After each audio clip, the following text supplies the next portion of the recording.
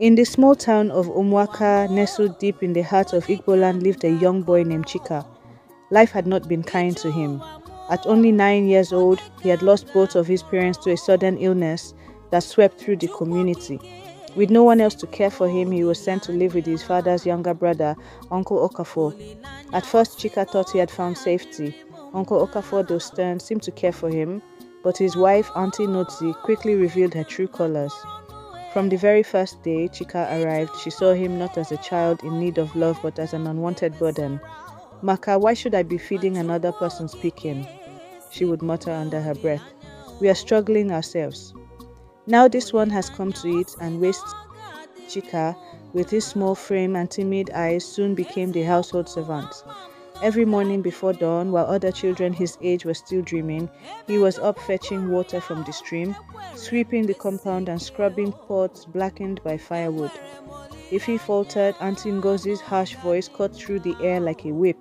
"Lazy boy, useless like your father. You will not amount to anything." Sometimes she beat him with whatever her hands could reach, a broomstick, a wooden spoon, even slippers. Uncle Okafor, too busy with his work and afraid of his wife's temper, rarely intervened.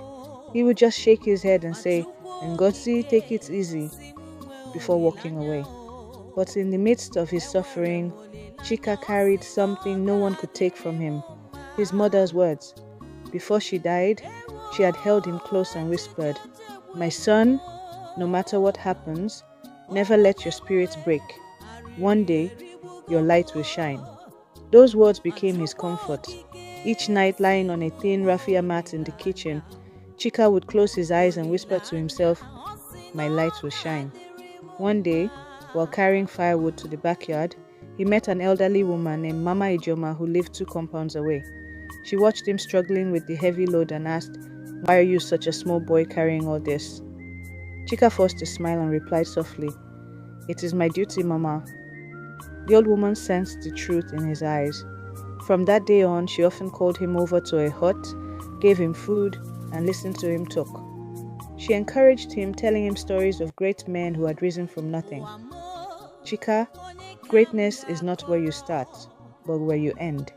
Endure now, but don't lose yourself." At school, despite the constant hunger and the torn uniforms, Chika excelled. His teachers noticed his brilliance and began to support him secretly with books and meals. He became known as the boy who always answered questions, who read even under the dim moonlight when others were playing.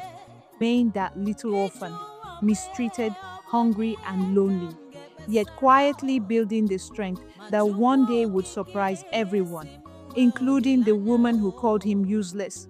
Because deep in his heart, he knew his light would surely shine.